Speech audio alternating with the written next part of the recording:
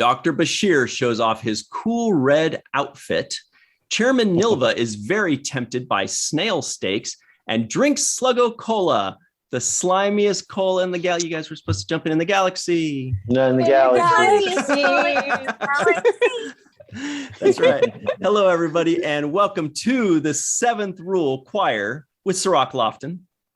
Hello, hello. My name is Ryan T. Husk. Today, we're doing a review of Deep Space Nine, Season 6, Episode 23, Prophet and Lace, written by Ira Steven Behr and Hans Beimler, directed by Alexander Siddig, May 13th, 1998. We have a very special guest today, Lita herself, Miss Chase Masterson. Hey guys, thanks for having me. So happy to be here. And everybody knows it is a Nog episode. So we've got Melissa Longo over here as well. 3 cheers. Yay. Wowie. May 13th, 1998. How things have changed, hopefully, in the last 24 years. So how's everybody doing? Oh. Doing great. Doing very well. This episode. Yeah. Okay, well, Chase. you're gorgeous in it, Chase. Oh, very kind. Thank you. As you are always, Cirroc. You're amazing. That's true. You're so cool in this episode. I mean, there's so many things that you do that I really like. Thank you. I loved working on this episode. I loved working with Siddig as a director. I just called him Siddig. I don't know why, but old habits die hard. It was so much fun. It's always so much fun to see an actor directing, right? Mm-hmm. Mm-hmm. Yeah, it is. Yeah. Because they get the little nuances. And I feel like, especially with this episode, because it's kind of a playful episode, you know, with Quark getting all done up and whatnot, and and because it's so playful, it helps to have somebody who's in the trenches with you, who is familiar with you, that can kind of bring out the side of you that might be, you know, some inhibitions, knows how to kind of shake things up so that those inhibitions aren't there. I thought that was a good job of kind of loosening up everybody's feel. That is really good insight. That's a great point. I'd never thought of it that way, but sure, it absolutely would help. Because, you know, when it's all in the family, it's just easier to be yourself and play. Yeah. Chase, can you turn us sideways again? Sorry about that. I thought I was. Okay. Yeah, sorry. Thanks. There you go. Oh, am I sideways now? It works now. Perfect now. Something changed. Sorry. So you said you absolutely loved this episode. And for me, I have very mixed feelings about this episode. So I'm very happy that you said you loved this episode, because I would like to hear why. Is it the memories of shooting it, or is it the final product, watching it in hindsight or back then, or what is it that you really like about it? Okay, so here it is. Teaching Quark how to be a woman. It doesn't get better. That's it. That's like the ultimate thing an actor can do. Oscar or Emmy. I mean, I'm good. We're done. Really. No, it was so much fun because it was so playful. And I think I see things in that light rather than necessarily, you know, the dramatic qualities or the final, how it equates to the rest of Star Trek. I had a great time. And I think we all did. And I think it was fun seeing, you know, look, we need these light episodes in Deep Space Nine. The rest of it's so heavy. And it just, I don't know, maybe some people thought it was too silly. I know that happens. People think that of the Ferengi episodes, and that's fine. But I think the comic relief does help. Totally. Was it funny on set those days? Were you guys just focused on getting it perfect? You know, was Siddig like just really like yelling at you guys, you better get it right? Or was it like lighthearted and fun, like the whole gang is here, is what it felt like? It was super lighthearted and fun. And that's partly because of Armin's breasts. Because I didn't think you were going in that direction. Yeah. So they were with birdseed. I should say Lumba, I think was her name, right? Yeah, Lumba. So, like, that's what they were made of, and everyone had to touch them, and everyone had to. And I think that Cecily said that about Moogie's breasts, but how much better if they're Armin's breasts, you know? So that was great. Here it is. The payback of seeing one of your male stars walk around in heels. Try that, baby. So okay, it's schlock, it's shtick, but whatever. It was fun. And as always, Aaron was a blast and fun and silly. And Siddig was a great director to work with. I really think he was, he is a good director and is able to find, nuance and fun amidst this nuance and meaning amidst the silliness. Mm-hmm. Mm-hmm. Now, did you have rehearsals at Armin's during this episode? Don't think we did. There were no drag rehearsals, if that's what you're referring to. I know that he used to like to get the crew together and the Ferengi family together for rehearsals during an episode. I just wondered if that happened during this one too. He did. I don't think it did. I think that we just let this one go, man. We want to get that take fresh, Yeah. But there's a lot of meaning in this whole thing. There's always rich meaning in the midst of or underneath these Ferengi episodes. And I don't know. I'd love to hear you guys take on that first, and then I'll chime in if that's okay. Mm-hmm. Yeah, I think that first of all, when I was watching it, I was thinking, Lita must be thinking, what have I gotten myself into with this Ferengi family? Like this is the family I'm marrying into. I'm like, stuck. Right. Like, damn, I should have thought of the in-laws. You're not just marrying the person, you're marrying the family. Yeah. And Quark's the smart one, right? So you're like, hey, you're the smart one. There were some fantastic moments in this. I really like the moment where Rom tells his brother, you got to walk like this, brother, and you have to. That was a pretty good impression. Yeah. And the way you reacted to that, like, oh wow, like yes. Like I never knew that you had that in you, Rom. That was pretty good. Yeah, multi-talented. Yeah, and I thought it was funny that you were protecting Rom's family jewels from getting changed into a woman when Quark was like, maybe he should be the woman. You're like, no, he's mine. No. Look, we're inclusive. So all joking aside, Rom wants to walk like a woman, then I love him. It's he was great at it. But, he was great at it.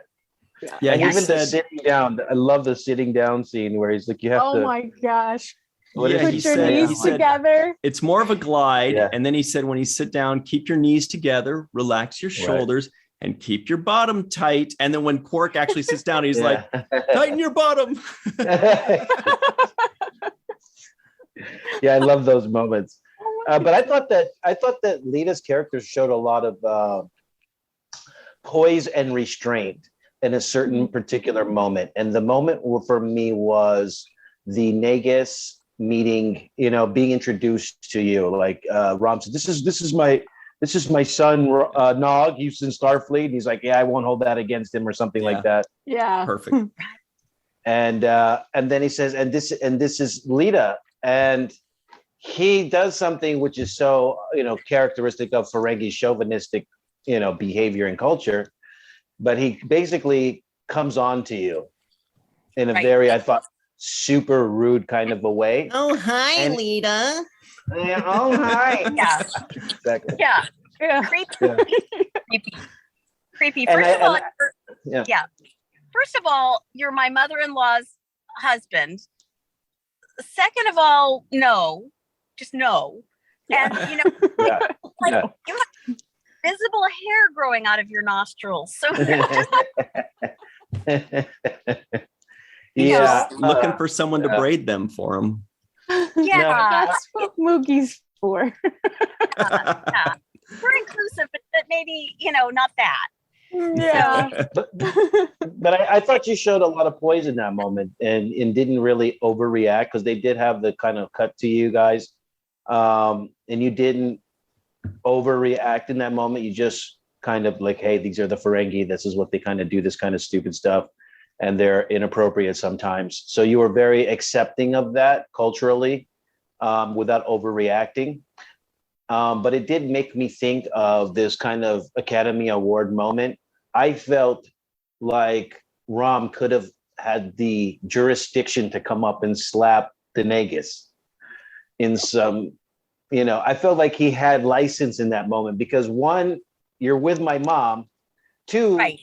You want to cheat with my mom with my wife. So it's like, that's a double-sided kind of cheat move for me. It's like, you're cheating on my mom with my wife. That deserves a slap almost. I think that's right there in the in the slap range. Yeah.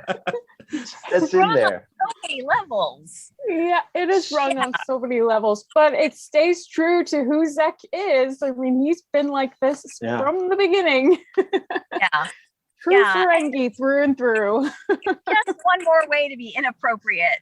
Yeah. How do I cut waves? So, and of course, Wally is such a gem and so flawless an actor, and so just suitably wonderful and creepy and endearing. I mean, it's like he has this capability that you are like physically repulsed and you might, it's affecting your stomach, but you also want to hug him.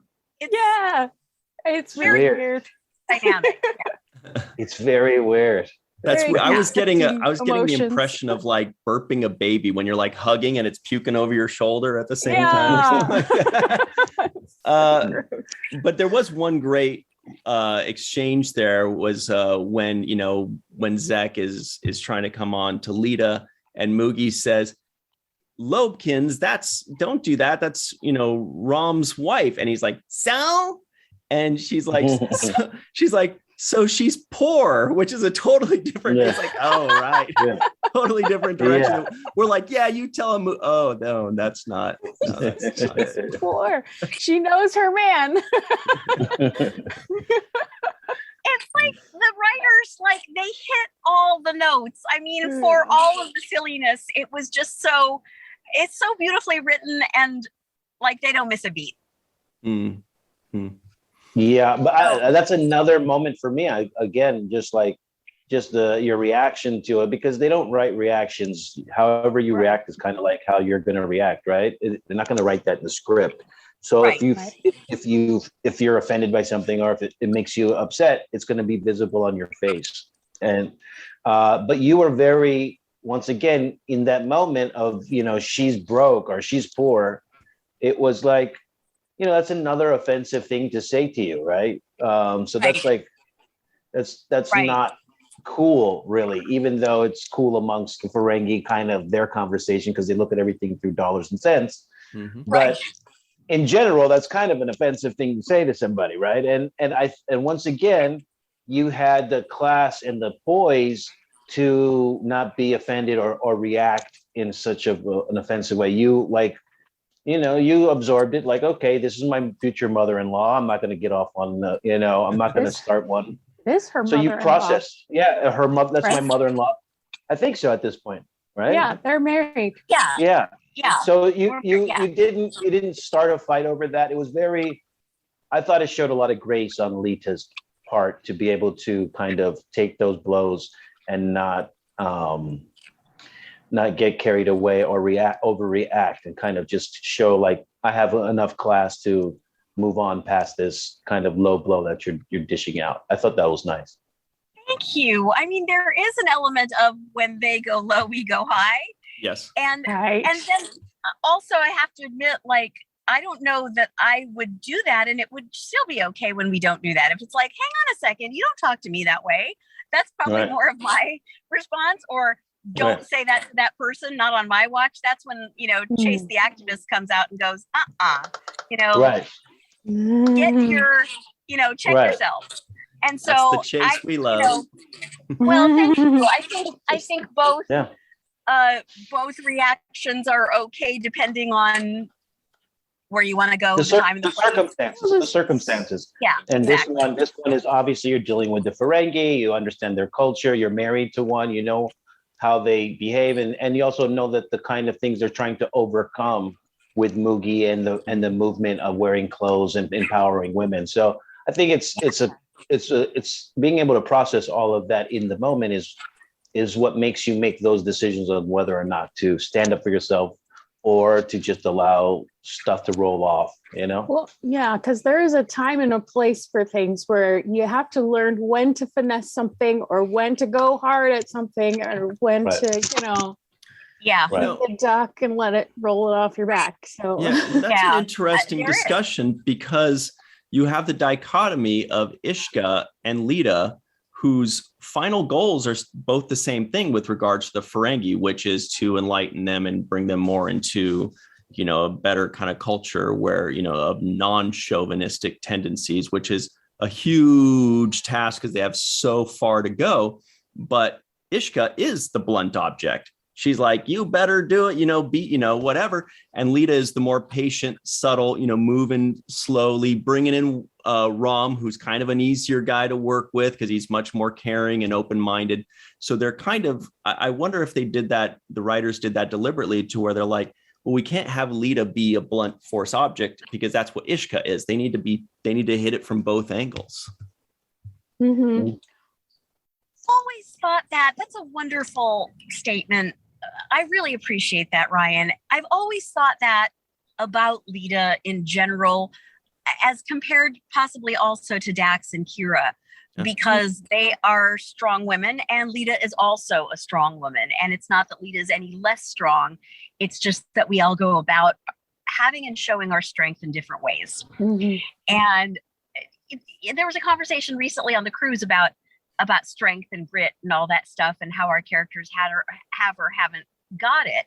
And I contend that Lita does. You don't have to show aggressive strength or to wear strength on your sleeve in order for it to be strength. And I knew that while we were shooting and thought, well, if Lita is strong in those same ways, then she's just she's another woman who's doing the same thing as the others. Let's show these different colors and be glad for it. Mm-hmm. Yes. Well, patience and understanding are very powerful signs of strength as well.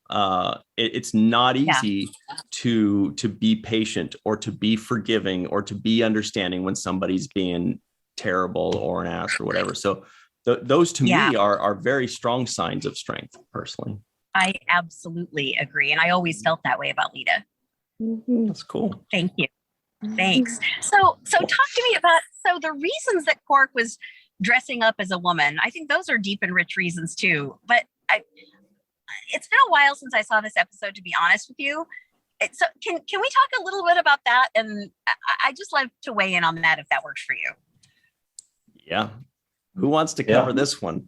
I don't know. I want to hear from you, Cirroc, because you know the dynamics, and then I'll chime in if that's okay. The short story is that Mugi was going to be the person who does this talking and kind of negotiating originally. But because she has this heart attack moment with Quark, she's not capable to articulate the reason why Ferengis need to move towards empowering women and letting them be clothed and integrating them into the economy and society. So that's where the Quark having to dress up like a woman, because it needed to come from a woman. A woman had to say, these are the reasons why it's important for women to advance in this Ferengi culture. So that's where it comes from. And because they couldn't find anybody else who had the same kind of savvy and the same kind of ambition and motivation for not only to just describe what the cause was for, but also to explain it in terms of business, which is why it would be why the men would be convinced. The men would be convinced because it made business sense for them to do it. And so because Quark is the explainer and has the business mind, that combination of him having the business mind and also dressing or being a woman would be enough to convince some of the top brass of male leadership that yes, this is a sensible thing for us to do. Well, and it had to come from a Ferengi female, not just because they considered you being the representative, and maybe transforming you or having you dress up in a Ferengi, transforming you into a Ferengi because you were smart enough and you had that kind of ambition as a woman to see those kinds of desired goals. But they thought it would be better for Quark to do it. Right. Mm-hmm. I would have loved it. I would have really just loved it. There it is. That's it. Yeah. But that says a lot about Moogie too. You know, that she didn't have anyone else to pass the baton to in her absence. She was kind of she was a loner. And there was no other man that would stand up for women. And there was no other woman that could stand up for women. She is such a suffragette. Yes. Mm-hmm. Yeah. Really a strong lady. Mm-hmm. Mm-hmm. It is. That's absolutely correct. And that I think that was one of the things that was highlighted in this discussion. Also the fact that Quark now being the one that chosen has to learn those lessons himself in order to teach them to the other Ferengi. So I felt like it was a good vessel for him to undergo this transformation of understanding the value of women's rights in society. So I thought that was another kind of growth. Such a great point. It's like, what did you say, Quark? Did you hear yourself saying that? Yeah. Well, and that's the thing. The episode starts off with him pretty much pulling a Harvey Weinstein. Right. And he was lecherous. And him flexing pretty his gross. Power as a bar owner over one of his employees, essentially saying, if you want to move up in the world, you got to sleep with me. That's what he was suggesting. Or even just keep your job. Yeah, actually, he wasn't even suggesting it. He was outright saying, he suggested it first, and then, you chased off. She's like, I'm out of here. I can't. I know. My phone did that, but yes, absolutely. Oh, yeah. So he outright just basically makes an indecent proposal to her, a casting couch kind of a moment. And at first I was like, whoa, this is horrible. This is not what, but they did go through the story to redeem that. They went through the story to redeem this scene. But the scene in the beginning, when you watch it, you're like, oh gosh, this is totally tasteless. It's just another form of brilliance on the part of the writers to take us in that direction and then go, aha, we're going to turn this on its ear. And somebody show an immense amount of inner tug, conflict, and hopefully growth. Well, we see a lot of growth in this.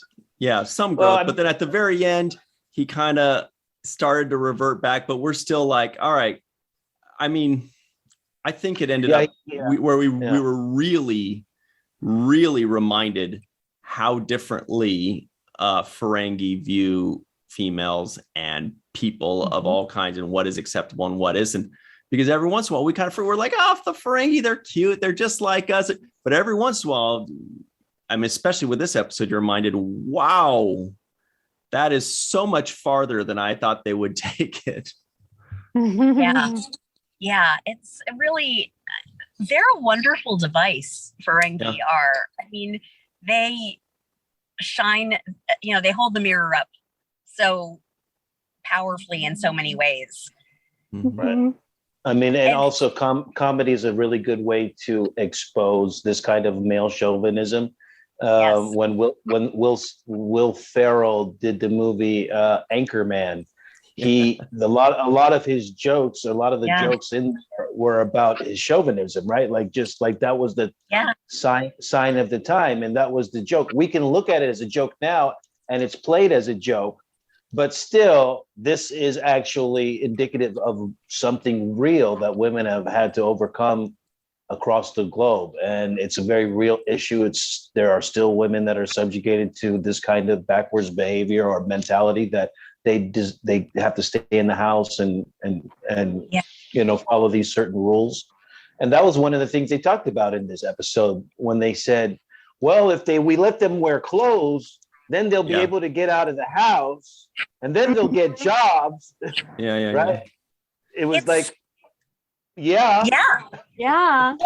So tap into the half of the population you're leaving out.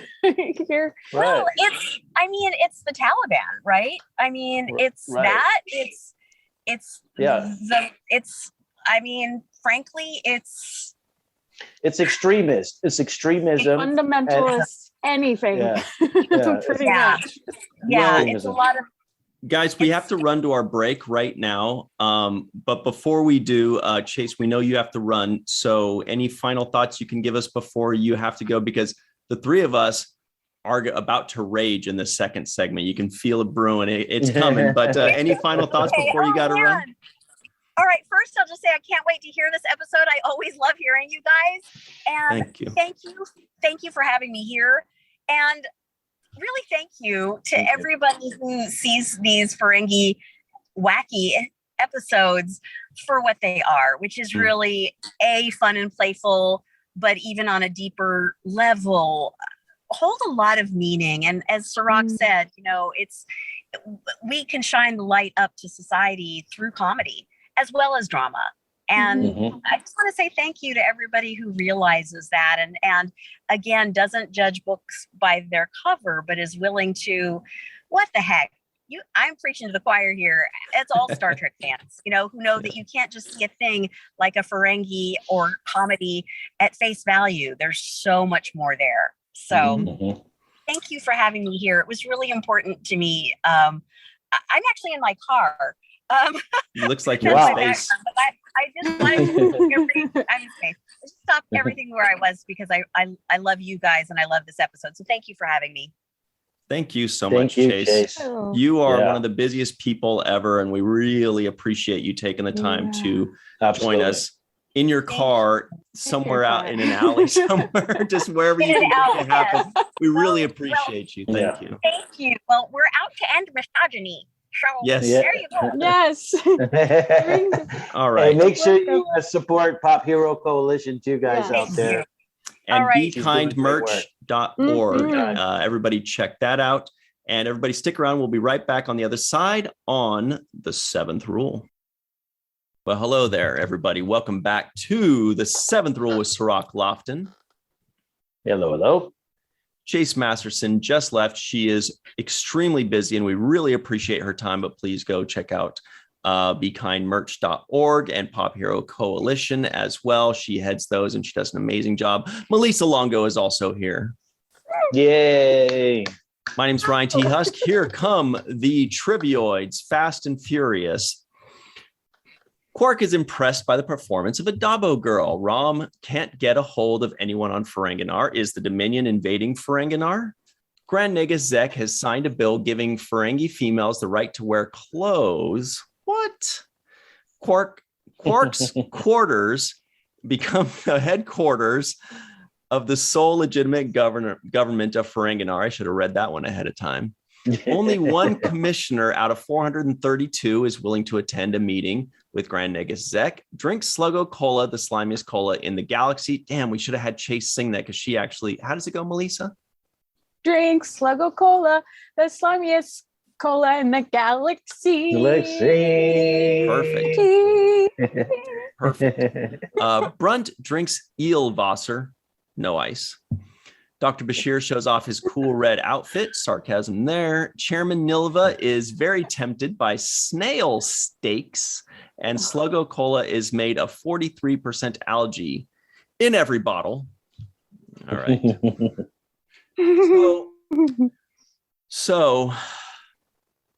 So that's really cool that Chase had such fond memories of this episode.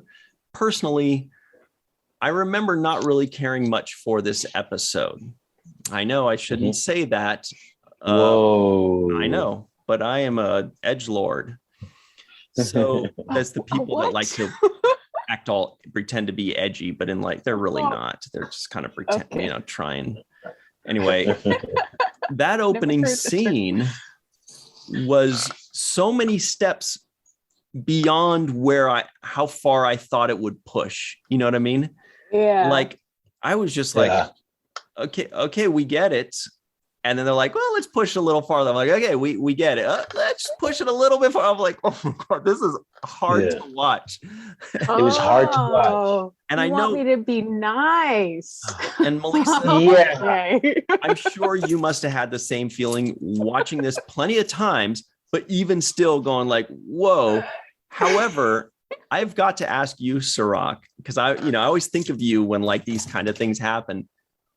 Were you just like passing it off as, those are those silly Ferengi, or were you like, geez, how what's going on? No, I was like, this is not aging well. This doesn't age well. No. And it was hard to watch actually, because you see people put in those kinds of positions all the time that are their desperateness or their need for a job or whatever their thing that they're trying, their desires are being taken advantage of by people. Mm-hmm. And it's like, it's one of the worst things I think you can do to somebody. It's like promising a kid something, that you have no plan on ever doing. I don't know. It's just taking advantage of people's weaknesses or their vulnerabilities or their needs or whatever their necessities are, whatever they're trying to do to sustain themselves. And not everybody, wants to be always sexualized. People want to be looked at as human beings. There are moments for that. There are moments when you want to be flirty and you want to be picked up on, or you go to pick up on somebody at a certain occasion. But when you're in a workplace environment, that's, you don't go there for that. You go there to work. Yeah. And when you see that kind of harassment, I just wrote down Harvey Weinstein, not tasteful. like I was like, this is not so good at all. It's bad. Yeah. Well, especially with a position of power like he's in.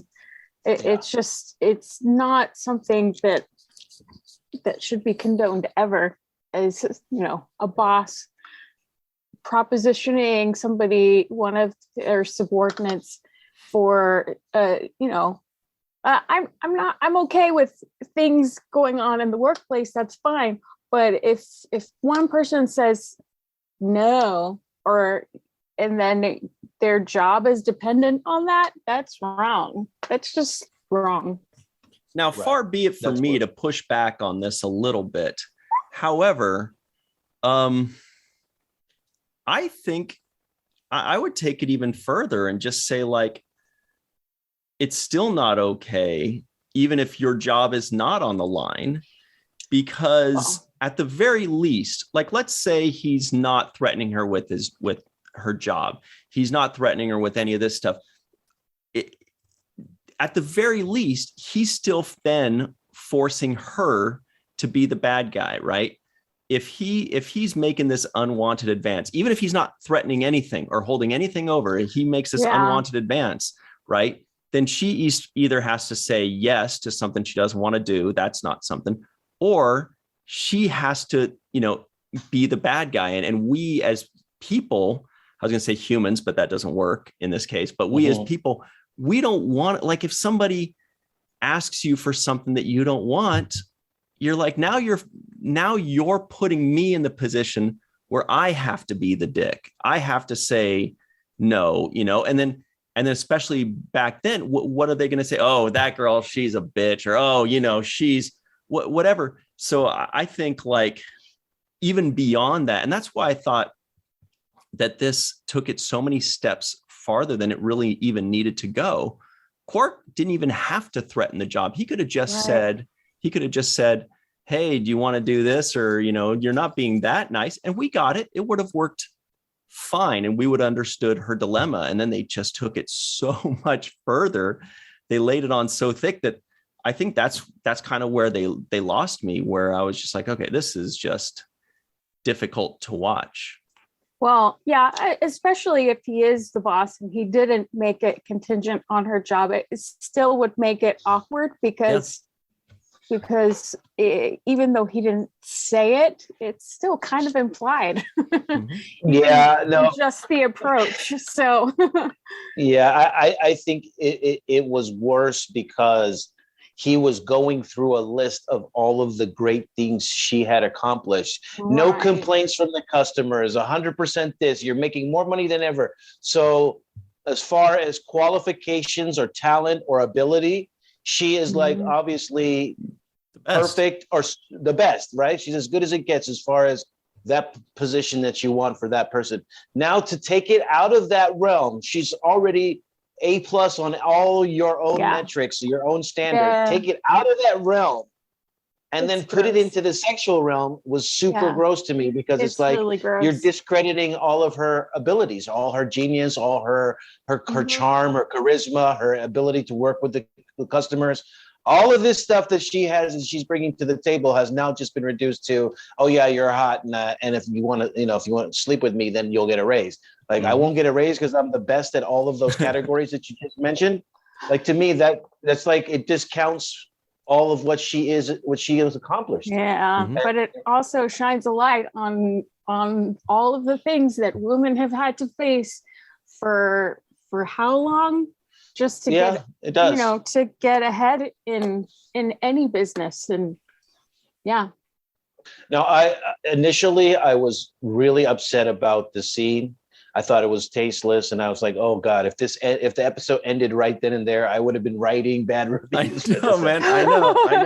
I would have been like, I knew this episode, and it still made me go, like, "Dude, this is killing me right now." But they set us up with that emotional kind of impact. They overdid it purposefully, just so that they can bring us through this story and get us to realize how absurd it is to treat women like in this kind of way. But they did go over the top in the beginning, initiating that response that we had in our gut, which is like, I'm turned off by this. This is rude and this is inappropriate. It was also bad because he had her kind of confined in an empty space. So they were the only two people in the room. Right. It's unsafe. These are the kinds of conditions that these predators operate in, right? Harvey Weinstein says, hey, no, I'm not going to be at the studio. Come to the hotel room. I'm in room this, and that. So isolating you to a place where it's the only two of you there. There's witnesses and you know what I'm saying? So it reminded me of all of those kinds of telltale signs of predators going after their prey and using power, using influence, and all of those kinds of things. So they set it up absolutely right. And I'm glad they went through the process of kind of undoing it in the episode. But there were some kind of issues I had with them even in the undoing of it. Sure. Because I felt like the arguments that were being made for why women need to have their rights was basically purely off of economical reasons. And I didn't like the fact that were no actual to be fair, reasons. They are Ferengi. You got to talk the language.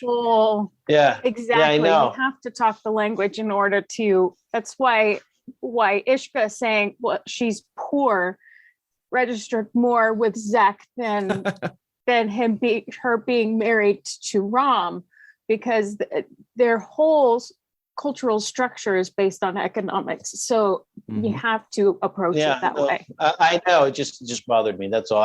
I understand that that's where they go, but it's like, for me, arguing why slavery needs to end because it's more economically viable for the country, as opposed to this is the wrong thing to do. Right. Rather than the moral implications on why this needs to happen.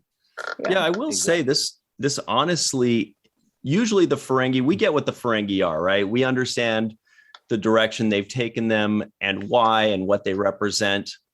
But it was always cute. It was always, that's those Ferengi always fighting over dollars, or we could always laugh it off. We could always kind of be like, oh, well, that's Quark, oh boy, Quark, Right. but this was the first time that like I didn't find myself excusing it off and laughing off me like, oh, that, and I didn't find it cute. I found him to be actually unlikable. Like it had gone to the such an extreme that it wasn't like, oh, that's a Ferengi, or oh, that's that wacky Quark, where he got unlikable. And it would have even made, say, Brunt unlikable if he did that. And Brunt is already supposed to be the guy that you don't really like or you love to hate. And even if he did that, I feel like that would have made him like, it would have been inexcusable, you know, for him in our eyes. So I don't know, that would, even at the end when it ended, there were no reasons. Yeah, I still didn't feel like he was redeemed. I still was like, okay, so what? Now you feel bad about it because of hormones? Okay, that's weak. That's weak. And then the other thing was, and then he reverted right back. I was like, okay, I get the humor, but anyway. Yeah, but it also says that women are only controlled by their hormones. You know, that's what was weak about it. Like that's kind of insulting. There were a lot of emotions and hormones were their excuse. And I'm like, how about the fact that he woke up and was like, oh wait, that's wrong. But no, his excuse was, oh, there's just all these hormones. That's what I mean. That was a weak reason. That's not an arc. He did not change as a person. He was just being affected by things that were injected in him. Well, and this is one of the reasons why Armin really dislikes this episode, is because I bet I was going to say that didn't grow. He did not grow. At the end, he should have learned something, and he doesn't feel like he learned anything. Right. I assumed Armin wouldn't be happy with this. And the only lesson they taught was that it's more profitable for women to be integrated or have these rights. Not about the morality issues, only about the profit issues. And also one other thing, the Slugga Cola executive, who was the person that was, who was there to be convinced, right? Because he was such a big business person in the community. He himself was supposed to be the person that I thought would be like at least having a little bit of logic and reason and saying, okay, convince me. And then he says, okay, well, that makes more money and da-da-da-da. And then he just turns into a chauvinist himself, basically. He was just reduced to just a walking testicle, right? Because he himself turned into what Quark was in the opening scene, which is basically, you have to have sex with me or else, right? And I felt like they didn't accomplish what they were trying to accomplish, which is, I thought, the explanation of why it's so important and why it's ridiculous not to include women in society and have them as equal functioning members of society. That, I think, was the point, but it didn't come across like that at all. In multiple instances, they missed the ball on hitting that point home. That was exactly it for me, was that I feel like they set the table, or they came up with a concept that could have worked so well. And then upon watching it, now maybe it worked in the 90s, maybe, I don't know. But upon watching it, you know, it certainly didn't hit the mark that I think they were trying to hit. And shows like, say, Quantum Leap did really well when he found himself in the bodies of other people and saw things from their perspective and how people talk to him in the body of somebody of a different color or somebody of a different gender. He was just like, whoa, this is how people, and then he gained an understanding. And that would have been so great to see Quark get that realization and just be like, wow, that sucks. How do you guys do it? And they're like, well, it isn't easy. And it'll be like, okay, I'm going to stop. That's terrible. Or, you know, like anything like that. How you do it is exactly how Ishka was doing it, is finding a way around things and manipulating circumstances to learning how to speak male Ferengi, you know.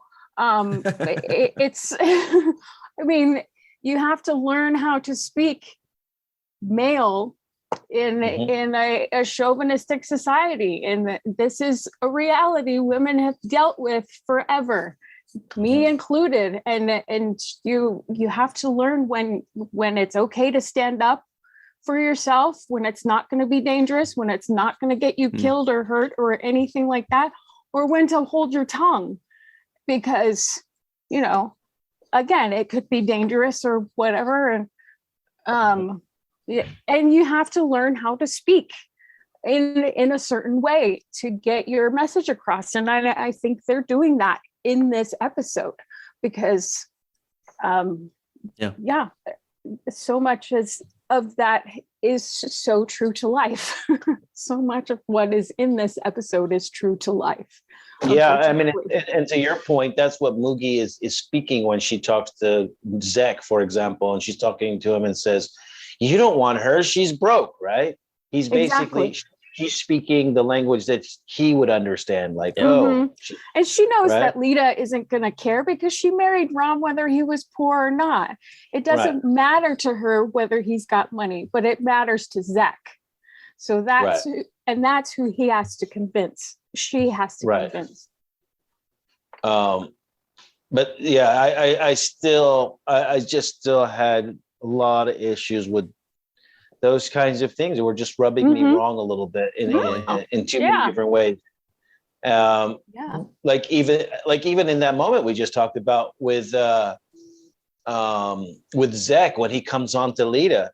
Like I thought I'm like ready for Rom to come up there and slap him. Like, hey, but that's not who Rom is. Cirroc's been slap happy lately. He's just like, slap that guy, slap that guy. This guy should slap him.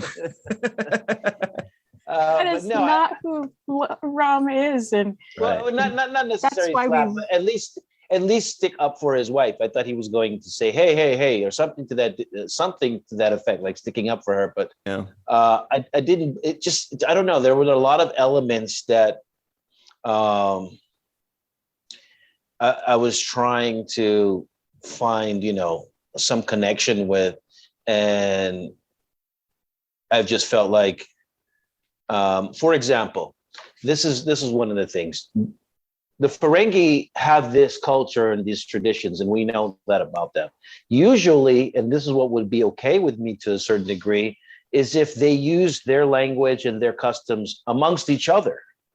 I never seen, for example, Quark tell Kira that she's wearing clothes and that wearing clothes offends her, right? And she needs to be in the house because he values Kira, his life. Yeah. Well, exactly. She also doesn't subscribe to your Ferengi rules and customs, did try it with her too. And she said, how did that get there? Exactly. When she grabbed him on the turbo lift thing, right? Quark's smart in that he knows how to exist in his but what I'm saying is he knows the line where to project it and where not to. So he's like, okay, with Dax, for example, he's not going to tell Dax, why are you wearing clothes, or why are you in Starfleet, or why are you working and having a job? You should be doing this and that. He doesn't impose his belief system on people outside of his culture, right? So I guess what I'm saying is I'm okay with it to some degree if Ferengi are doing it to other Ferengi and having these discussions amongst each other. But when you go outward and start imposing it on Lita's character or this Allura. girl who works, Allura, this woman who works at the bar, now you're, to me, crossing the lines of what social accepted behavior is amongst a mixed group of individuals where everybody comes from different backgrounds and nationalities and planets. Right. So, and there's that. Right. He can't claim ignorance. I think your bigger point is that he can't claim ignorance and saying, oh, well, I didn't realize what I was doing was bad, because he doesn't try it with the others. So he knows that this is not an acceptable way to act. Right. Quark knows, yes. And he, for the most part, generally knows the rules of culture, except for when he's propositioning his employee. But at the same time, not all members of a certain culture understand what mixing cultures mean, because there are plenty of people who try and impose their culture on other people, like Kai Wynn. is try to impose her culture in the school that was a mixed school, not just teaching Bajorans, but she wanted her faith taught. Klingons impose their culture on a lot of people. And the Federation imposes their culture on the other races. This is definitely a discussion we've had a few times before. And I don't know what the answer to that is, like when it's right and when it's wrong, because there have been times where, like Worf wants to kill his brother because his brother asked him to kill him. And Sisko's like, I don't care what Klingon culture is. This is a Federation space station. You're not going to do it. And then it's kind of like, well, who's right in that situation? Are we supposed to stand back and allow another culture to do something that we believe is wrong? Or are we supposed to impose our values onto them? And just the answer is, but if they're adults, knowing that you're on a Starfleet vessel with Starfleet rules, that is the rule of law in the place that you're existing, you're living, you're dwelling. So Worf, knowing that, knows what the Starfleet rules of law are. Right. So but wouldn't Starfleet be more tolerant of other cultures?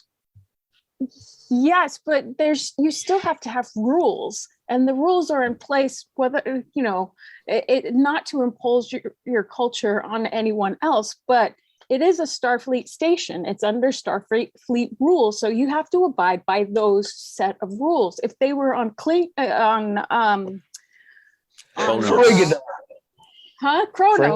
If they were on Kronos, that would be a different story. And who knows if they were on Ferenginar, if that would be a different story or not. But the fact is, they were on they're on a Starfleet space station under Starfleet rules. So you have to abide by those guidelines.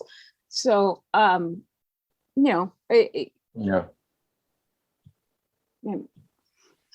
don't know. Yeah, there's a lot to it, but I don't even know if it really is a Starfleet space station. I mean, it's kind of a Bajoran space station. It's kind of an everybody space station. I mean, I get it, and I'm not saying I disagree with you. I'm just not sure where that line is, because some people might say, because then where's the line of when they say, okay, other cultures, let's say we're from a different culture, we won't break your rules in the space station. And then we do something that Federation, says, well, it's not against the rules, but we think it's kind of weird, or we think it's kind of, you shouldn't do it, or it's kind, you know what I mean? Like, where's that line of where they can be told how they can or can't live, and I don't know, maybe I just get a little defensive when people are telling other people how to live, especially different cultures that maybe they don't fully understand. And I absolutely don't know where that line is of when it's morally right to tell a different culture not to do something that we think is morally wrong, and when it's morally wrong to tell a culture to do something. I don't even know. It's a tough one. Yeah. I think it's when your life, when however you live your life crosses over into however somebody else lives theirs. Right. Once you've crossed there, then I think that's when it becomes wrong. Like if I can no longer live my life how I want to live because of how you want to live yours, then the line is crossed. Agreed. But then what about if the Federation is watching the Ferengi mistreat their females? Is it up to the Federation to say, hey, you shouldn't do that, that's kind of messed up? Or because that's not affecting the Federation, but we're watching it and we think that they're being mistreated. And then the women in Ferenginar are saying, oh no, this is how it's always been. We're totally fine with it because this is how we've always been. And there are plenty of, analogies to this that work in current world today. So are we allowed to say, hey, don't treat people like this, even if those people are saying, well, we're used to it, this is just kind of how our culture is? You see what I'm saying? Like, I don't know where that gray area ends. I think if it gray area. Yeah, it is it's a very gray area. It's not easy to say one way or the other. But I do think that, like, for example, if the movement is grassroots, if the women themselves are saying we're being held back, we're being subjugated, we're being we're living a lifestyle that we don't want to live, and that's when we swoop in and help. That's when we should be supporting that and saying, okay, these people are finding themselves subjugated, and we're not having that. But if on the other hand they have no problem with it and they're cool with it, then. And so that's why I think this episode could have been written in a way, for example, and this is just a hypothetical, if, for example, the roles were reversed in Ferenginar, if the men woke up as women and the women woke up as men one day, and now all the roles were reversed. Oh, that's great. And the women are like, wow, this is pretty nice. I like this. Right. And the dudes are like, this sucks. Yeah, like, hand me my clothes. Like, no, you can't wear clothes.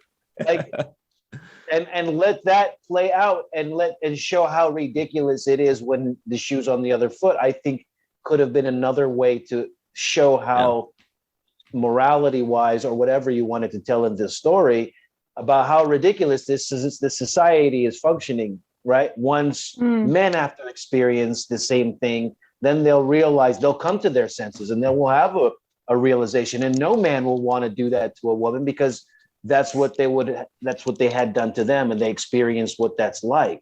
So to me, that would be a better way to kind of tell this story about, the differences between what each sex is experiencing. But that hug with Odo at the end, I thought was a hilarious little moment there with that was cute. Quark and Odo. He looked so pained. He was like, let me get out of here. So much pain in his face. He looked so uncomfortable. Yes.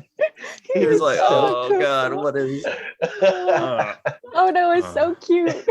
He's like, can I have a hug? He's like, a hug. Like, you serious? You want a hug?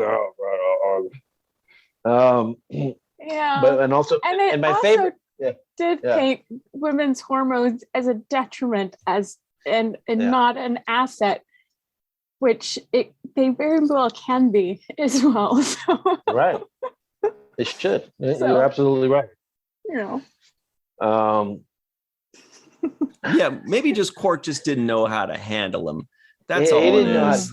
Right. Yeah. He just wasn't used to it. It was new to him. He didn't have any practice with him. I mean, well, he did put them to good use when he was telling Allura, no, and then I'll give you a raise and all that kind of stuff. But then they started wearing off, and he started turning into a douche. It's a horn dog.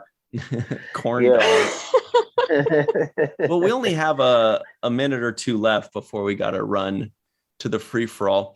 The weird thing is that like Star Trek usually leaves me, no matter what the episode, it leaves me feeling good.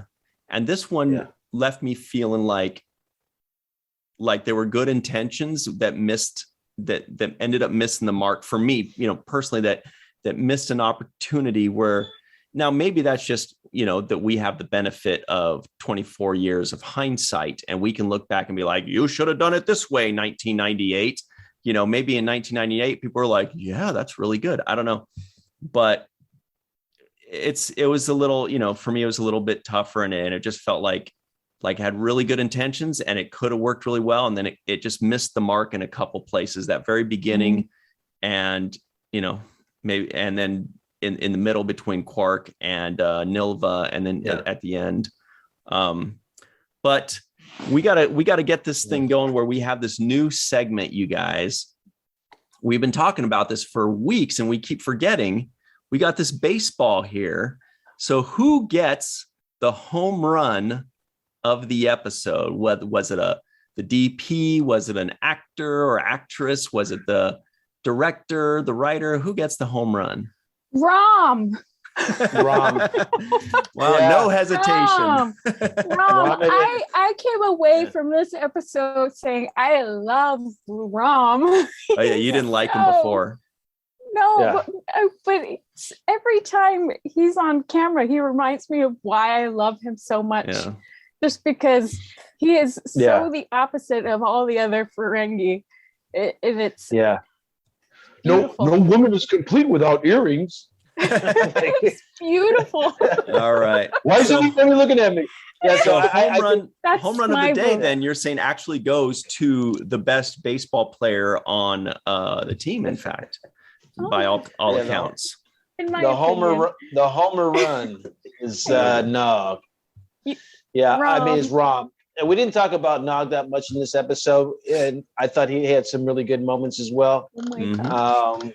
Yeah. But my favorite line, really quickly, was "Stupidity saved you again." That was yes. Quark's line to Rom. I love that moment. Great line by Nog was when the guy says, "Here, have a Sluggo Cola. You do drink it, don't you?" And Nog says, "The slimiest cola in the galaxy? Doesn't everyone?" That was nice. My favorite line was when Quark and Rom are going into ops and Rom is saying that the Dominion has invaded Ferenginar and think of the right repercussions. And Worf says, "I can think of none." Yeah, that's good stuff right there. Yeah. So we do want to give a very special thanks to Homer Frizell in Walter Koenig's former apartment building in New York. Doesn't quite roll off the tongue nearly as well. Dr. Marie Segal, Eve England out in Wales, Yvette Blackmon-Tom, Carmen, aka Skillet, Timothy Baum, TJ, Jackson-Bey out in Missouri, Bill Victor Arucan. Malissa was like, "Oh, he's gonna do it." Like, that was great. I was waiting. Titus Mohler, our pal, Darlena Marie, John Mann, Dr. Mohamed Noor, Tierney C. Dieckmann on a post. Rex A. would, but Malissa wouldn't. Anil O. Polat, Dr. Frank Soboczenski, Patrick David Lindsley, Joe Balsarati, and of course, everybody's favorite entomologist, Dr. Susan V. Gruner. All right, everybody, stick around for the free-for-all. Cirroc will guess the IMDb score. Oh, nice. Sluggo Cola. That's my good. Sluggo Cola logo that I made for this. That's awesome. It's a slogo. And and we also got a couple NAMs we can talk about on the other side. So until then, stick around. We'll be right back with the free-for-all on the 7th rule. Hey, welcome back to the 7th rule. You have reached the free-for-all portion of this episode. And today we have Dr. Sue Gruner with us. Grandpa One, Tim, over there, he's surfing again. It's pretty still seas, though. We got Miss Melissa Longo with our friend Mochi as well. Hanging out. We got Tierney C. Dieckmann on the road coming to hang out with us tonight. And Mr. Homer Frizell from New York. See, I tried to good to mix it up. Yeah, I'm trying to mix it up, man. Trying to keep everybody on their toes. And then we have Mr. Cirroc Lofton, whom we all know. Mixing it up. Mixing up some mixed bag of nuts tonight. With pistachio nuts. Oh, can I have some of those? Can you pass them over? Yes. Just toss them down. That would be great. Here. And of course, we have Ryan T. Husk here as well. Yeah, I was just glad that all that bag of nuts talk just died right there and didn't go any further. But who doesn't love pistachios though, right? Yum. Delicious. You get paid for that advertisement, right? Here's hoping. I hope they pay me by giving me a big. Never mind. So here it comes. Oh gosh, Tim liked it. What? Just like some product.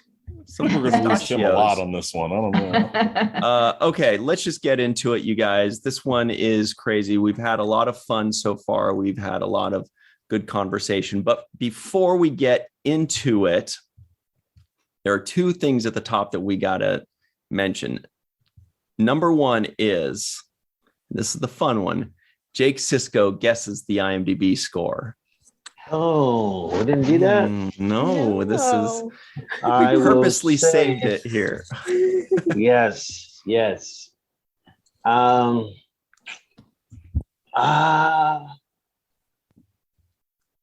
I'm going to say about a 7.7 on this one. That's coming to my head. Interesting. 7. That is Manute Bowles' height. If you'll recall, 7'7". everybody knows. Tim George said- Mirasan too, I think. Okay. Does anybody have a guess that doesn't already know or have? Sue, we know you've checked. Have you checked, Scott? No, I haven't. Tim's got a guess. 7'2". Okay, that's 7'2", Dikembe around there. Mutombo's height. Okay, we're Okay. Bunch of stats up here, man. 7'2", also Head Kareem shakes. Abdul-Jabbar. I think it was 7'1". No, I thought thought Kareem was maybe he 7'1". shrank. Anybody else have tall. any guesses? I have the wrong card. All right. Somebody to guess Muggsy I Boses. can't listen when you're going to stay with the scores. Actually, yeah, it's actually more like Keith Jennings' height. You're right. I think Yeah, it's one higher. He was 7'2". You're right. He is 7'2".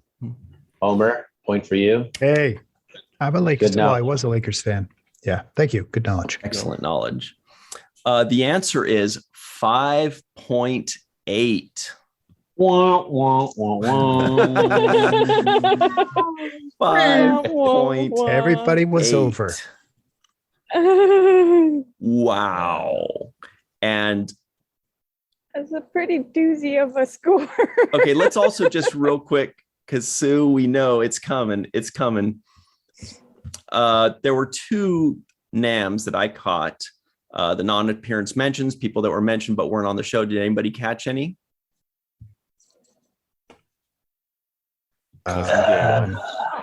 Yeah, the cousins. Cousin the, Gayla. Yeah. Oh, yeah, I was- Cousin Gayla. Yeah. Cousin Gayla. What was the other one? Lek, right? Wow. 8. Yes, Wow. exactly. Yeah. Good Whoa. job. Lek is a tough one to remember. Lek is Mhm. It's a hard he was one. just in that I one wrote it episode, down. I think. Throwing Yeah. knives. Okay. Timber. So I guess this is it, huh? And I gave it a high score because usually the Ferengi episodes get, higher ratings because people like them more. But I Some think do. they missed the mark on some of the things they were trying to hit home with this episode. But let everybody else weigh in and we'll kind of see what they think. Yeah. All right, Sue, you've been patient enough. She's been like, let me at him. What are your thoughts? I was astounded when I read the review on IMDb. They hated it. They said it was one of the worst episodes ever of Star Trek. Ooh. I've watched it twice this week and I was laughing my ass off the whole time. And I completely understand what they were trying to say, but it's not up to Star Trek to tell everybody the way things should be or whatever. It's a television show. It's science fiction and it's supposed to be fun. And that's the way I looked at it. Do I think they missed a little opportunity? Yeah, but again, they're taking it way too seriously. I thought it was fun. I keep wanting to say Lamba. And I found myself laughing at silly little things. I'm so glad they made Quark wear high heels. I thought it was hilarious, and that's all I have to say. I do get what they were trying to say, that women were treated. I've been there. I've been where female Quark was, and it's not fun. It's inappropriate, but I don't think again that it's up to Star Trek to. I don't even know what the right word is, but I'm just going to say I liked it. I gave it a 10 today. I was pissed off when I saw that 5.8. Wow. Okay. Great. Okay. Well, let's flip this over then. What did you like about it so much that you thought it was worthy? Was it just that you laughed a lot? What was it? Yeah, it made me laugh. I loved the costuming. Ferengi women apparently have huge boobs. I was laughing at all the outfits. I kept thinking, did he get Jerry Ryan's uniform or for a day when he was shooting that show? So some of those other silly things that I was thinking, but I thought it was hilarious. When they all sang the slimiest cola in the galaxy all at the same time, every little thing they did, I thought they hit it out of the park, which is apparently what they wanted to do. I guess I'm the only one that thinks that way, but I really liked it. I thought it was interesting. Yeah, you are. From the point of view of a Ferengi, everything was correct.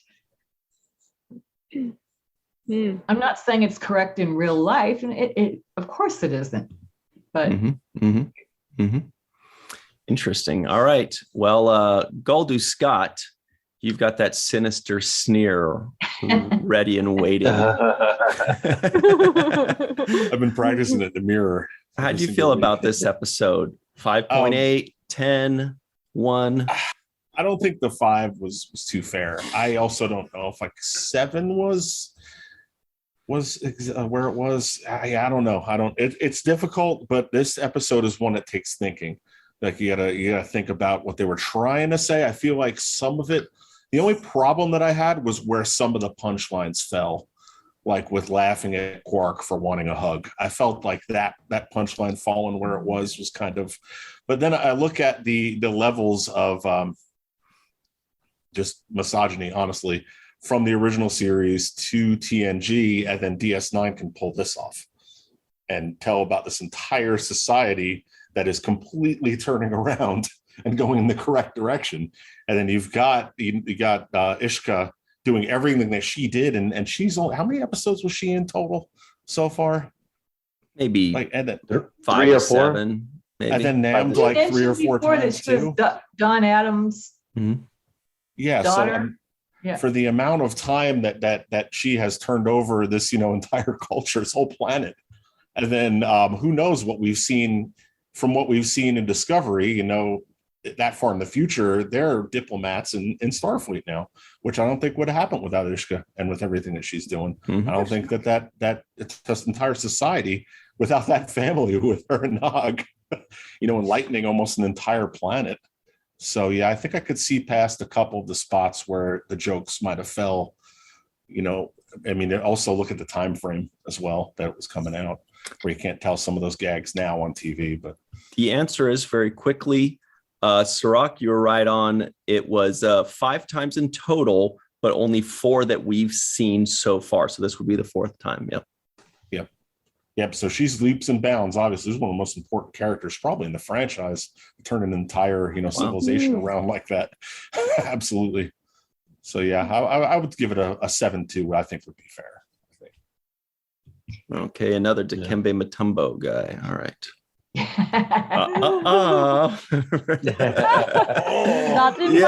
you go. There you go, Scott.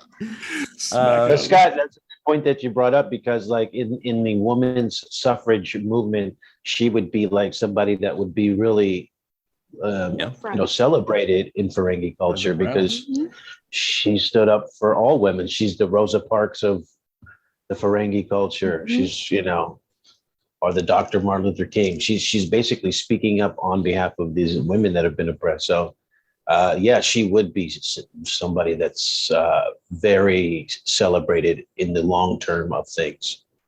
Maybe in the short term.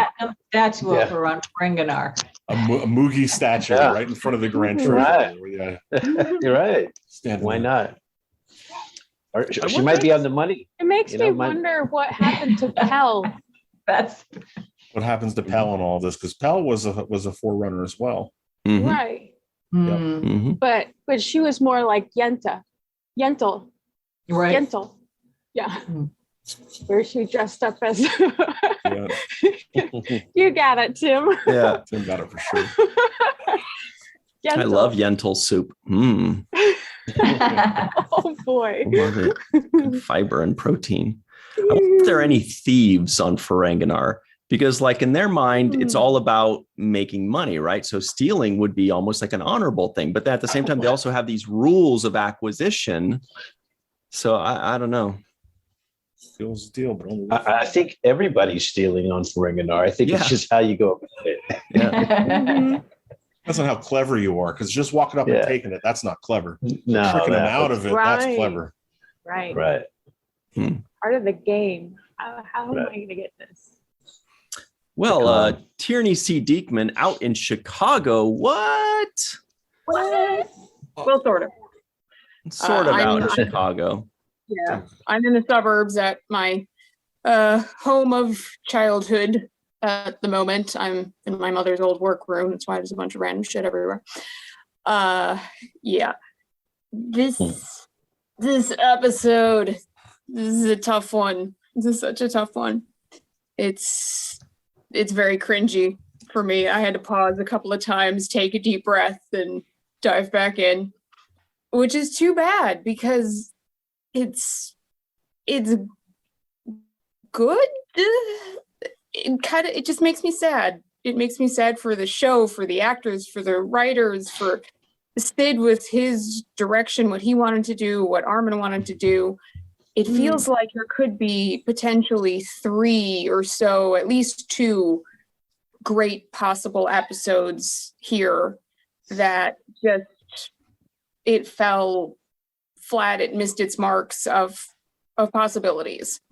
If you read in the companion, what it started out with, just kind of a lunch meeting of, you've got the financial crisis on Ferenginar, the feminist movement in reality is starting to really gain more and more momentum in the 90s. And somebody at lunch, I don't want to speak to who it was because I can't remember, said, well, I'm seeing Quark and Rom end up in a dress at this point. And again, 90s television, they ran with it.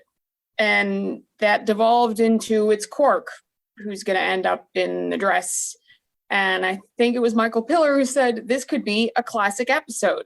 And that kind of goes on what Sue was saying, who has the right idea. This is Star Trek. It's not up to them to dictate what society is supposed to be and act like and do. And it's also science fiction. It's also entertainment. Take it with a, big margarita full of salt and enjoy it. But it didn't end up a classic. It really could have. It also could have ended up really, really poignant about the feminist movement, financial movement crisis on Ferenginar, the relationship between Quark and Moogie. And we didn't get that. There's elements there, and it saddens me. I want to reach through the screen and go slap the writers and the actors for letting it fly for what we had there. And it's the seventh rule does not condone violence. Please continue. It's the last of the full Ferengi episode that we get, as I think I put it. It's the nail in the coffin of Ferengi episodes. But it did bring up a point that I never thought of before, and I know why I never thought of it before, because it's not an issue that I personally am familiar with, and I'm sure other people have brought it up and looked into it, and I'm almost positive there's got to be lots of information all over the internet. But in Federation societies, races that have the resources, so they just straight up give Quark a sex change. Like, as far as we know, at least aesthetically, he just opens everything up to show Nilva and Brunt that he's full on female. Are there trans? Do people have that issue when the resources are there, that if they feel that they're not in their right body, can they have that body what they want and then move on with the lives that they want?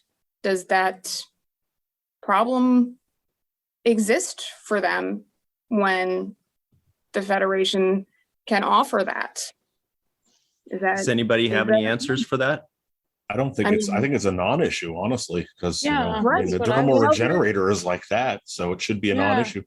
Just as soon as it pops up, and it's in other civilizations that can't do that, or that it's completely taboo or something. I mean, that would make sense. I mean, something that we might encounter in, say, the Delta Quadrant.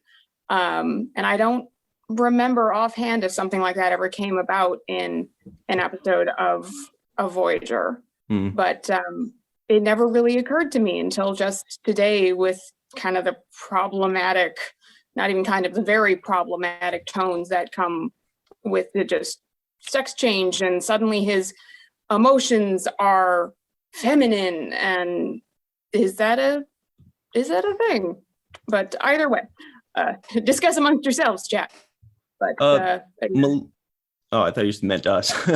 Melissa, it sounded like you were going to add something. Were you jumping in on the trans question? Well, yeah, I mean, to me, and obviously I don't have any experience being trans, so maybe it's not my lane to be in.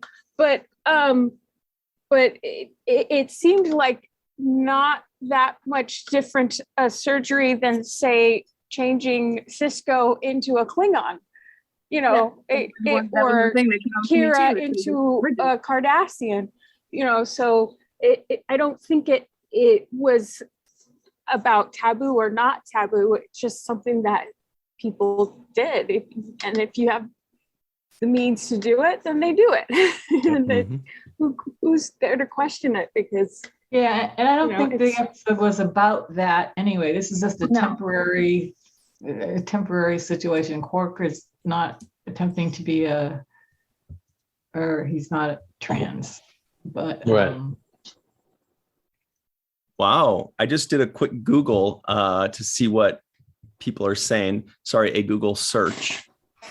And one of the first things that comes up, something says DS9's Profit and Lace is appalling, offensive, and absolutely, I didn't click on it. That's just what the title is.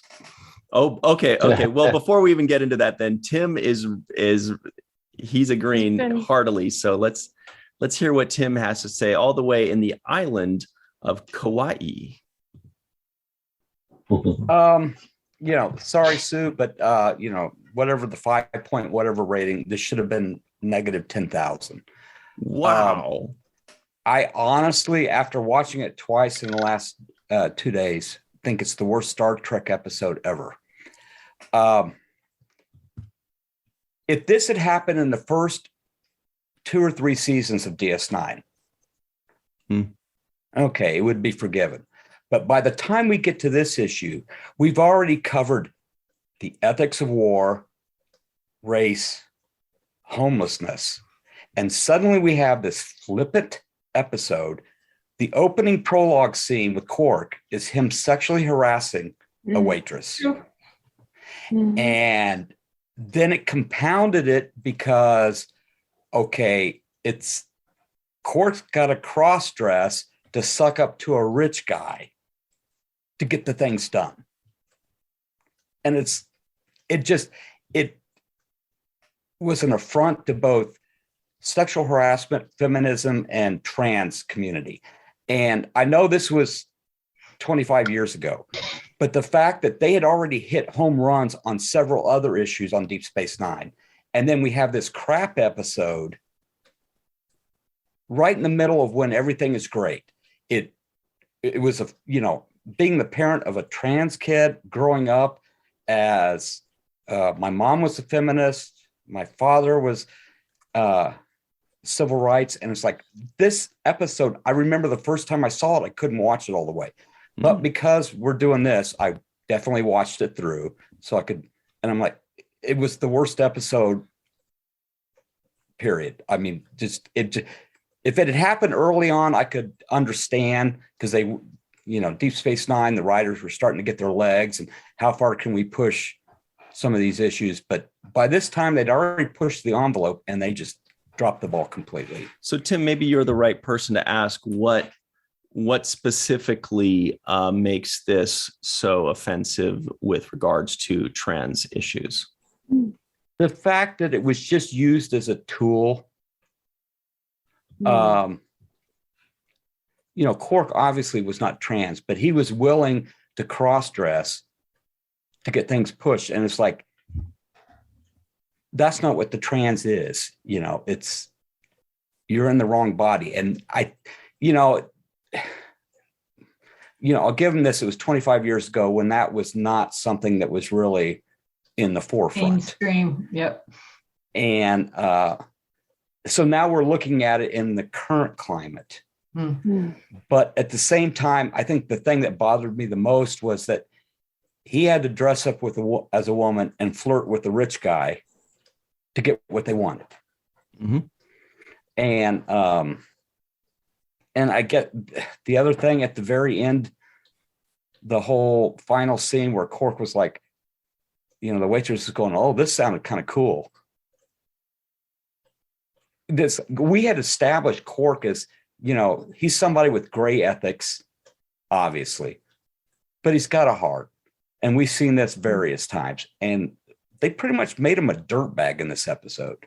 He learns nothing. Right. That was kind of my point there, was that maybe at the beginning we could see Quark like that, but he became more and more and more likable as the show went on. He became like, the lovable capitalist, but he's got all these good qualities, and but that's just Quark. But then this opening scene is totally irredeemable. It is. It really is. From the get-go, I'm like, oh, I forgot about this. And then, that set the bar very low, and they managed to go under it. Yeah, like I agree with you on that. Yeah. I felt the same way, Tim. Like the first scene with him basically pulling that Harvey Weinstein on this waitress, that was like enough for me. That's when I was like, this is really bad. I hope they're going to redeem themselves for this scene, which is what they set off to try to do. But I didn't see it happening. I just saw them stepping in it worse and worse, making light of transgender people, making it into a comedic type of thing. Also, the argument for why women should be equal is not based on a monetary thing. Like, to me, that's when you make the argument that we'll sell women's makeup, we'll sell this, we'll sell that. Like, that's not the reason why it's about morality. And that's where they miss the opportunity to tell a moral story in this about why it's necessary for women to have the same equality across the board. And I don't care what planet you're on.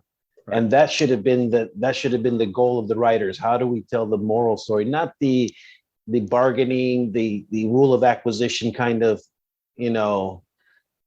trickery of it. It should actually, this is about real people going through real things, and they didn't express it well enough for me to make me say, oh, that's right, that they hit this one, they nailed this one when it comes to women's rights.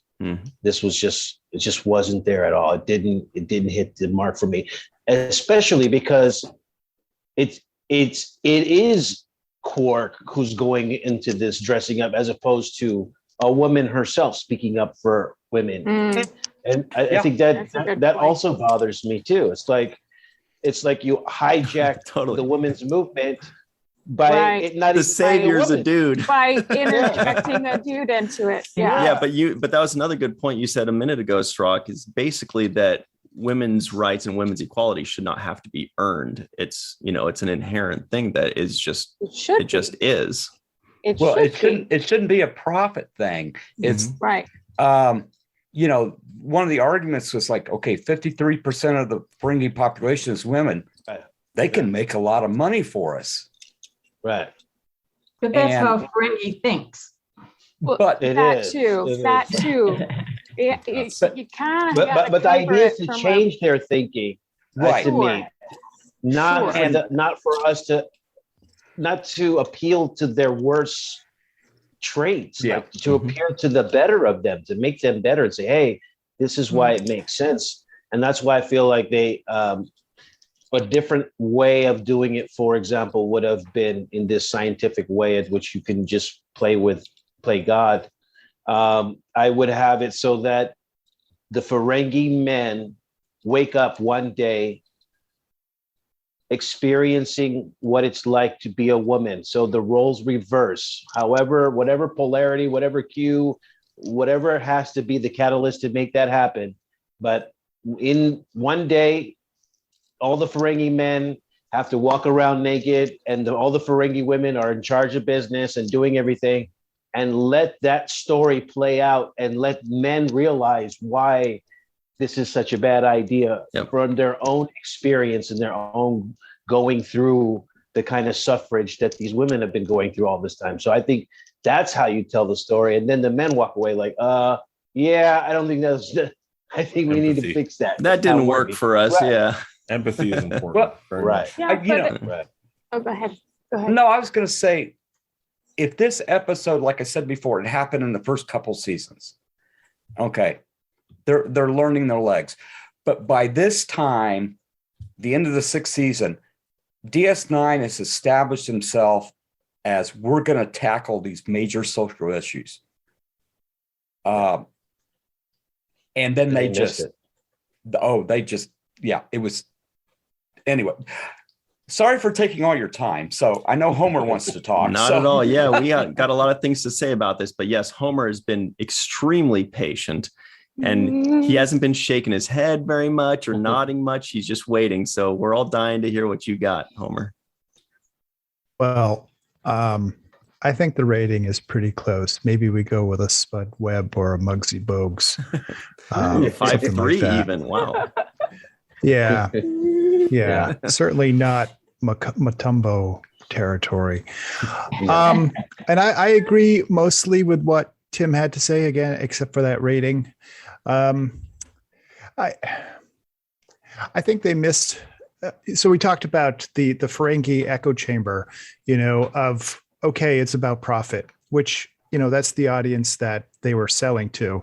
I think it would have been interesting if we had someone from the Federation that was in that room.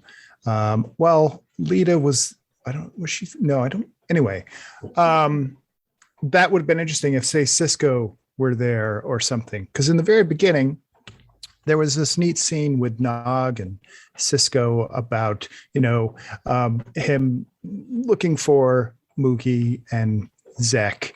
And then Jedzia saying, "We've got them." And he's like, "Good work." I think it was, or "Good job." So that was fun. Yeah, I completely agree that Quark, it was terrible. The beginning and the end, it's like, oof, man. And it was tough to watch. I was surprised and heartened that its score was so low, because I don't think it's good. Wow. Homer not pulling any punches. I did a quick look at the IMDb scoring, like how it plays out. And as with everything else, the bulk seems to be right around what the actual score is, right? Most people gave it a 6. More people gave it a 6 than anything else, I should say. But then second and third were 10 and 1. You know what I mean? So, which is kind of how IMDb and ratings kind of tend to be. You have the people that give it their full, honest, fair assessment, which is usually right around what it ends up being. And then you have a slew of people giving it 10s and a slew of people giving it 1s, and then not much in between.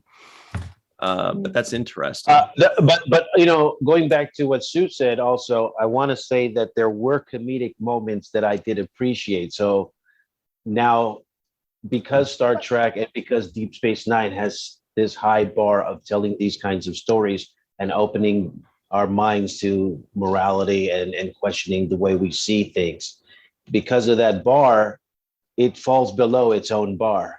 But in the realm of comedy, the moment where Rom, for example, was trying to teach Quark how to walk and sit, I thought that was hilarious. I thought Rom killed that performance, right? Was amazing in this episode. Yes. To me, Yes. Rom what stole the Yes. show in this episode. He was Thank goodness. There were very good moments. Watch this deal. Yeah. But like I said, they could have played all of that comedy and had it as a completely different storyline. If you want to go through that comedy, but don't use the suffrage of women. Don't make light of transgender people.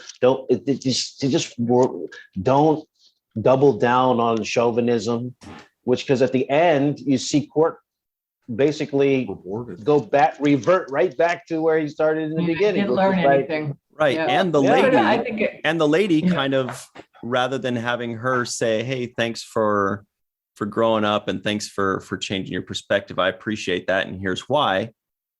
Again, they went for the comedy, which I get. This is the 90s too. But they went with something that just almost kind of negated everything when, she was just like, well, it's too bad. It sounded fun. And I get it. It's funny. It's a twist in comedy. You need that twist. You need the thing that you don't expect. And then it makes Quark do his twist. I get it. That works. That's the right formula for comedy. But looking at it through the lens of today, we look at that and go, it would have been a much better teaching moment if she had not said that.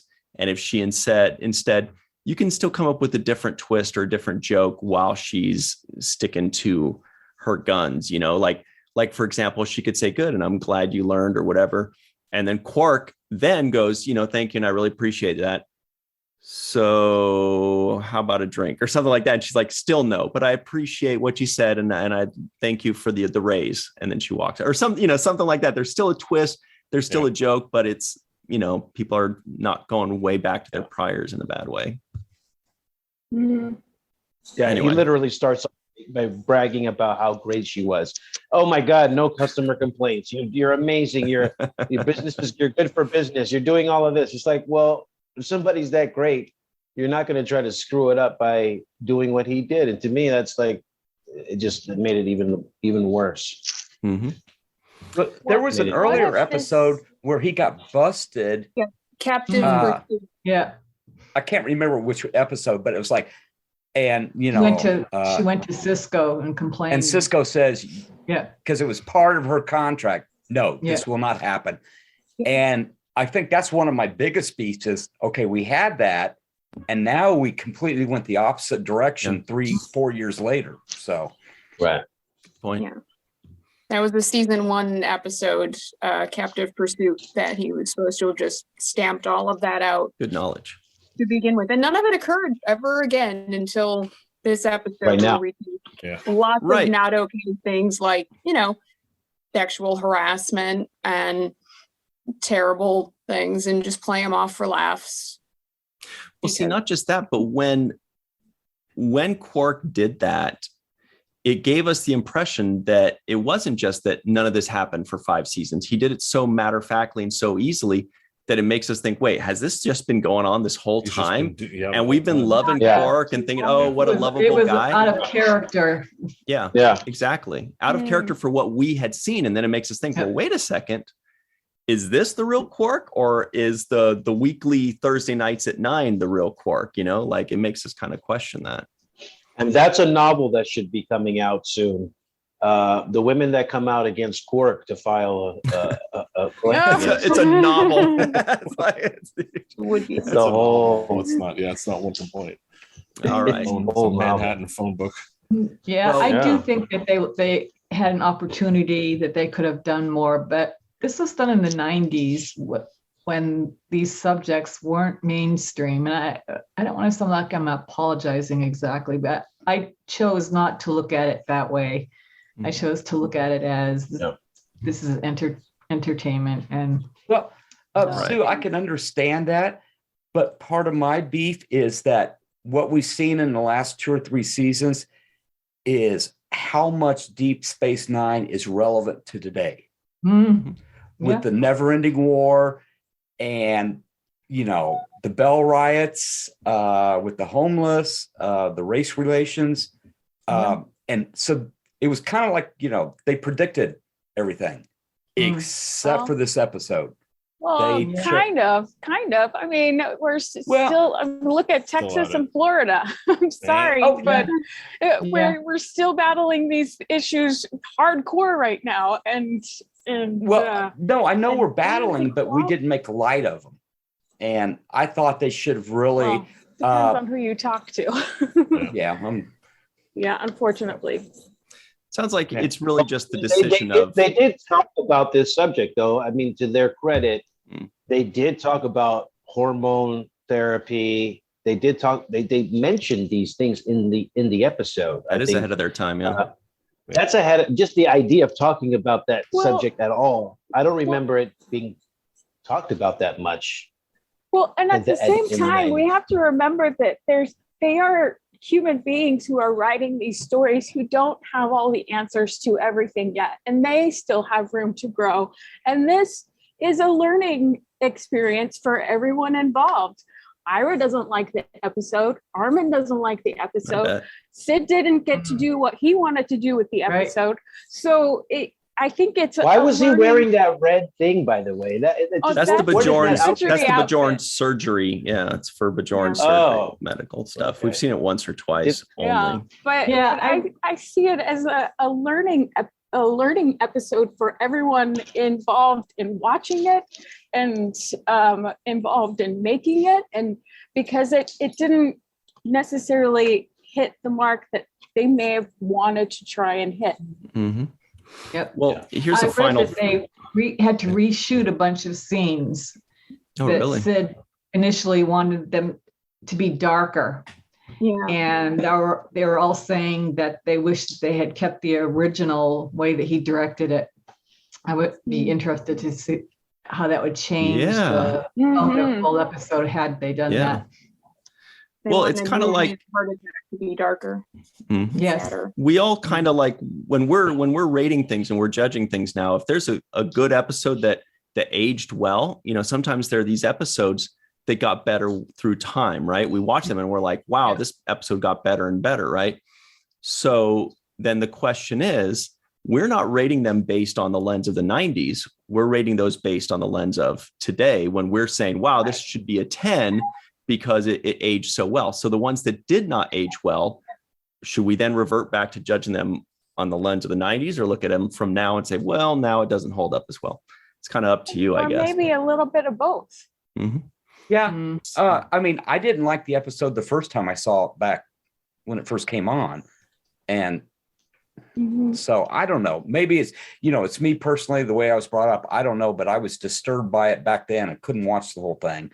And now I watched it because I'm part of the seventh rule. And I'm like, okay, this is really, it's your duty. Really a bad episode. Yeah. Yeah. It got I remember not liking it back in the day too. Really, really bad ones. Well, good or bad, it sparked an entire dialogue, and I think that's probably the most important exactly. It starts even if it's poor, if it's a 5 or a 10, it sparks a dialogue that can continue, which is you got important. Snaps out of that. That's pretty good, Scott. Oh yeah. I'll be super excited again when we get to watch this too. So look, it looks like Tierney Ferengi fabric behind her. Yeah, right?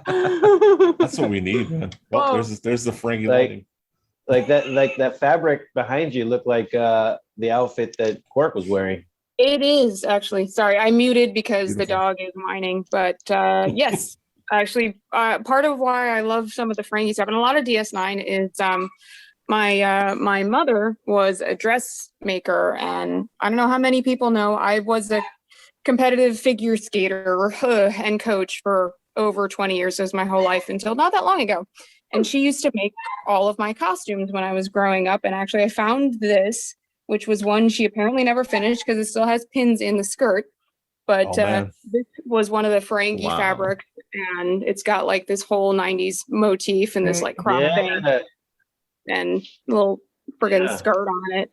But yeah, I've got lots of Ferengi stretch velvet, and I've got these like all these wet look fabrics, and I've got all of this stuff, and she's got a bunch of the brocades and things too from their costumes and the trims. And other than the fact that those aren't stretchy, so you can't skate in things that aren't stretchy and put your legs above your head and do the splits and stuff, but can't do that all of those things. So,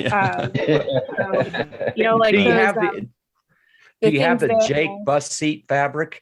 Oh, Yeah. Yeah. You make Cirroc a gift. Scott, let's try to put our heads above or our legs above our heads real quick. I'm 6'4". Good job, Tim. Not bad, not bad. Look at Tim, man. It was about to When I snap. finally get a chance to meet Scott, he's gonna look like two of me in a trench coat when he stands I'm next gonna to be me. standing on, with the trench coat over. It's gonna work. Also, Tierney, when your phone flipped up, I thought I saw 4 lights, or did I see 5? Six. 4 lights. 6. Six. Oh no, but one It was was out, all so alive. 5. It was all a lie. These Cardassians. All right. Well, we got to run, guys, but this has been great. So everybody stay tuned. Next week, we'll be having part 2 of this discussion. So no. Next week is going to be a fun one too. I'm Part ready. two. I got some more dialogue, so we can do part 2. Next week is going to be. Together. It's a fun one. It is what's it called? Times Arrow? Times Arrow. Times Arrow? No. No. Times Orphan. Times Orphan. Thank you. Times Orphan. Yeah, Times Arrow is Times Next Arrow is Generation. TOS. Oh, okay. Yeah. A Next Yeah. Generation. Yeah. It's a The it's a entire Molly O'Brien book episode. suffer. Molly. One of my favorites. Brian. It's a big Molly episode. Brian. All right, everybody. So thank you very much for joining us. Thank you to Grandpa One, aka Tim Baum, Malissa Longo, Sue Gruner, Goldu Scott, Tierney C. Dieckmann, and Homer Frizell from Walter Koenig's former apartment building in New York City. Nailed it. Thanks very much, Fancy intro. everyone. And we'll see you next time on the 7th Rule. We hope you get Homer's name right and have it memorized.